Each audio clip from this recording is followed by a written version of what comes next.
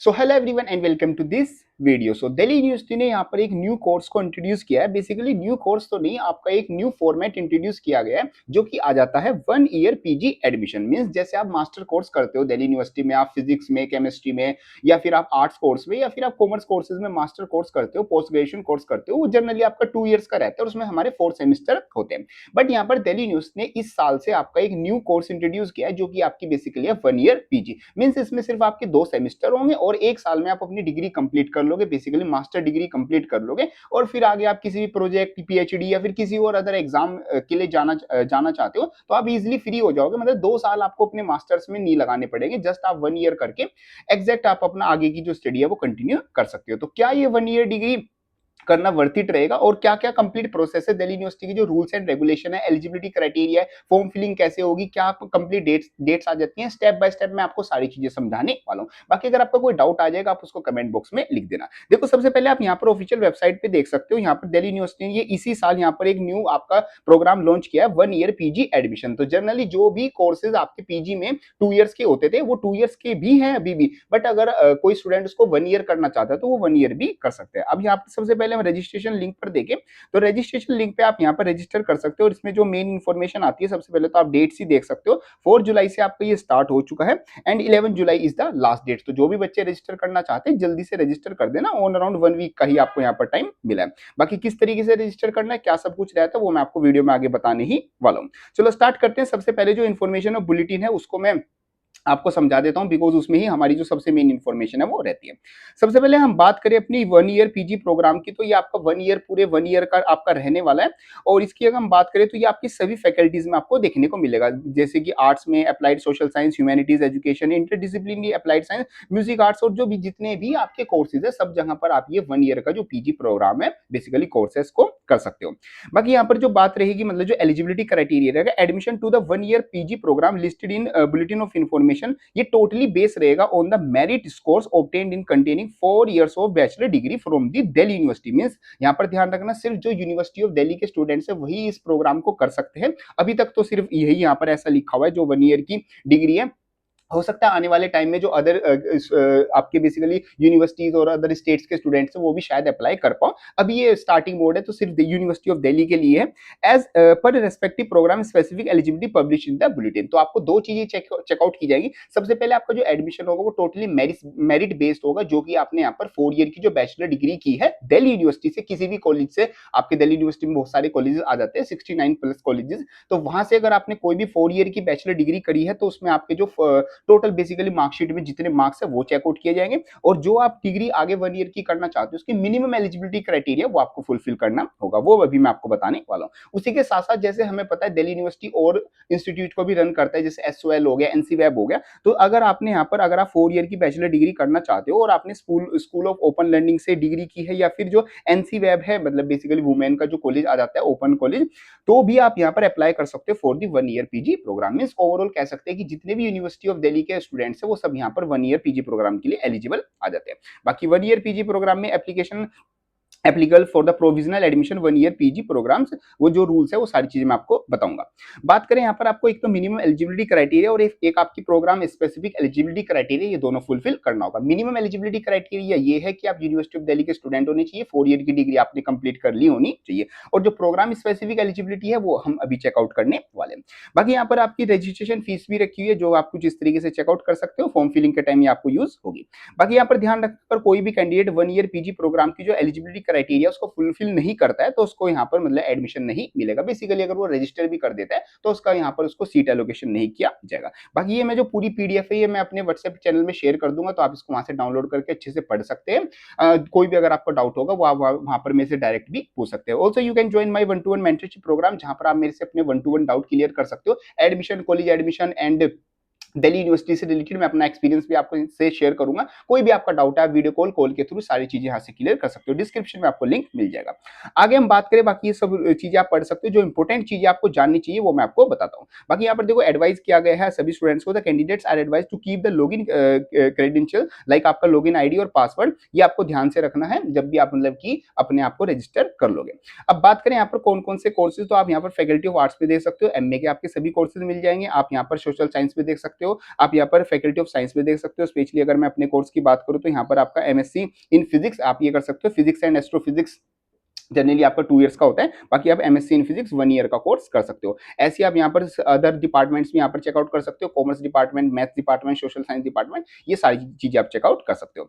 अब बात करते हैं आपकी जो मिनिमम एलिजिबिलिटी क्राइटेरिया वो क्या रहेगा, वो जो आपको मिनिमम फुलफिल करना होगा। सबसे पहले जो भी कैंडिडेट बिलोंग करते हैं UR, OBC, NCL, EWS category से, उनकी यहाँ पर ग्रेजुएशन में बेसिकली जो यूजी कोर्स आपने किया, कोई भी आपने किया हो दिल्ली यूनिवर्सिटी से, उसमें मिनिमम आपके 50% मार्क्स आपके होने चाहिए। मींस जैसे हम सीजीपीए काउंट करते हैं तो सीजीपीए मिनिमम आपका 5 होना चाहिए, बिकॉज सीजीपीए अब जो भी नंबर होता है इतनी ही आपकी परसेंटेज बनती थी। पहले तो 9.5 से फैक्टर से मल्टीप्लाई करना होता था, बट अगर आपका 5 सीजीपीए तो उसकी मतलब आपकी 50% आती है। तो ओवरऑल जो आपकी सीजीपीए वो 50 बेसिकली परसेंटेज आपकी 50% मार्क्स होने चाहिए, जो अभी आपने 4 ईयर प्रोग्राम किया है। बाकी अगर आप यहाँ पर एससी, एसटी, पीडब्ल्यूडी से बिलोंग करते हो तो आपके यहाँ पर 45% मार्क्स मिनिमम रिक्वायर्ड होंगे। ये आपका एक मिनिमम एलिजिबिलिटी क्राइटेरिया आ जाता है अगर आप यहाँ पर जो 1 ईयर पीजी प्रोग्राम है उसके लिए अप्लाई करना चाहते हैं। अब मैं बात करता हूँ यहाँ पर अपने प्रोग्राम एलिजिबिलिटी। देखो यहाँ पर सभी जो कोर्सेज है, अगर जैसे आप एमए इंग्लिश करना चाहते हो तो उसकी प्रोग्राम स्पेसिफिक एलिजिबिलिटी है P1, P2, P3, P4। ये आपकी 4 बेसिकली प्रायोरिटी दी गई है। अगर आप यहाँ पर P1 में आते हो, मतलब जो P1 की आपकी जो प्रायोरिटी मैं भी आपको डिटेल में समझाऊंगा, अगर आप उसको फुलफिल करते हो तो आपको सबसे पहले टॉप पर रखा जाएगा, मतलब हायर प्रायोरिटी पर रखा जाएगा और आपको जल्दी एडमिशन मिल जाएगा जितनी भी सीट्स हैं। अगर आप यहाँ पर सीट्स देखोगे तो सीट्स किसी भी कोर्स में मैंने जैसे चेकआउट किया 10 से ऊपर तो सीट्स बहुत ही, अगर आप यूआर कैटेगरी की बात करो तो 10, 15, 20, 25 बस मैक्स टू मैक्स आपकी 20-25 सीट आपको मिलेगी। बाकी आप अपने कोर्स के अकॉर्डिंग जो स्पेसिफिक एलिजिबिलिटी है वो चेकआउट कर सकते हो। मैं अपने कोर्स का एक बार आपको साइंस कोर्सेज की बता देता हूँ, सो डेट मेरे को उसका ज्यादा आइडिया भी है। बाकी तो बड़ा सिंपल है, मैंने आपको बता दिया, हर एक में आपको P1, P2, P3, P4 मिलेगा। सभी की जितने भी कोर्सेज हैं उनकी सबकी जो मिनिमम एलिजिबिलिटी क्राइटेरिया वो तो सेम है, और स्पेसिफिक एलिजिबिलिटी क्राइटेरिया वो भी ऑलमोस्ट आपका सेम ही है। जस्ट आपको मतलब कि थोड़ा बहुत जो परसेंटेज ऑफ मार्क्स और चीजों का वो चेंज है। चलो साइंस में हम अगर हम मतलब केमिस्ट्री आ गया, ये एनवायरमेंटल साइंस आ गए, जियोलॉजी आ गया, फूड एंड न्यूट्रिशन आगे हम बात करें, जैसे कि हमारा आ जाता है एमएससी फिजिक्स। एमएससी फिजिक्स का मैं आपको आइडिया देता हूं। जैसे प्रायोरिटी 1 पे बच्चों को किसको रखा जाएगा, वो उन बच्चों को रखा जाएगा जो 4 ईयर की बैचलर डिग्री उन्होंने की है, या तो उन्होंने लास्ट ईयर में रिसर्च किया होगा, एंटरप्रेन्योरशिप किया होगा, physics from the university of Delhi with at least 60% marks for the candidates इस कैटेगरी से बिलोंग करते हैं, और 55% belonging to the SC, ST, PWD category. तो उन बच्चों को प्रायोरिटी फर्स्ट पे रखा जाएगा। देखो अभी मैं बात कर रहा था 45% मिनिमम लाने, वो 45% मिनिमम आपको मतलब कि प्रायोरिटी 433 के इनके लिए रिक्वायर्ड होंगे। अगर आपके 55% मार्क्स हैं, अगर आप एससी, एसटी से बिलोंग करते हो, और 60% मार्क्स है अगर आप यूआर कैटेगरी से बिलोंग करते हो, इनसे ओबीसी, एनसीएल, ईडब्ल्यू, तो आपको प्रायोरिटी 1 में रखा जाएगा और आपको जल्दी एडमिशन मिल जाएगा। मींस बेसिकली राउंड फर्स्ट में आपको सीट मिल जाएगी। अगर आप यहाँ पर 4 ईयर बैचलर की डिग्री है और आप मेजर इन फिजिक्स है from the university of Delhi, ये सभी कोर्सेज के लिए लगे। बाकी आप किसी पर्टिकुलर कोर्स की स्पेसिफिक एलिजिबिलिटी जानना चाहते हो, समझना चाहते हो, उसको कमेंट बॉक्स में लिख देना, मैं उसके बारे में आपको बिल्कुल रिसर्च करके, बिल्कुल एक्सपीरियंस शेयर करके, या फिर उस डिपार्टमेंट में जो बच्चे पढ़ रहे हैं उनको यहाँ पर वीडियो में आपके साथ लाके उनसे मैं इन्फॉर्मेशन लेके आपके साथ शेयर कर दूंगा। यहाँ पर बात करें अगर आप प्रायोरिटी 2 में आप कब रखे जाओगे, अगर आपने यहाँ पर अपनी बैचलर डिग्री की है 4 ईयर की और आपने मेजर किया है फिजिक्स में from the university of Delhi, और मिनिमम आपके 60% मार्क्स है इस कैटेगरी से, और 55% मार्क्स होने चाहिए आपके एससी, एसटी, पीडब्ल्यूडी कैटेगरी से। तो अगर आप मेजर इन फिजिक्स हो तो आपको P2 कैटेगरी में रखा जाएगा, और अगर आपकी प्रॉपर ऑनर्स डिग्री है, रिसर्च की है आपने, तो आपको P1 कैटेगरी में रखा जाएगा। बात करूं P3 कैटेगरी में किन बच्चों को रखा जाएगा, अगर आपने 4 ईयर की डिग्री की है, आपकी ऑनर्स डिग्री है विद रिसर्च एंड एंटरप्रेन्योरशिप, ठीक है, 4 ईयर की बैचलर डिग्री है, ऑनर्स डिग्री आपके पास, और आपने रिसर्च किया और एंटरप्रेन्योरशिप किया, physics from the university of Delhi, at least 55% marks आपके मिनिमम। देखो ये प्रायोरिटी 1 और प्रायोरिटी 3 ऑलमोस्ट आपकी सेम ही है, ध्यान दोगे तो, क्योंकि यहाँ पर भी रिसर्च और एंटरप्रेन्योरशिप आपको चाहिए और यहाँ पर भी रिसर्च एंटरप्रेन्योरशिप चाहिए, बट वहाँ 60% वालों को टॉप प्रायोरिटी दी जा रही है, यहाँ पर 55 वालों को प्रायोरिटी दी जा रही है। ऐसी प्रायोरिटी 4 की बात करूँ तो सेम है, बस परसेंटेज चेंज हो गई है, वरना जो P2 वाले हैं वही बच्चे P4 वाले आते हैं।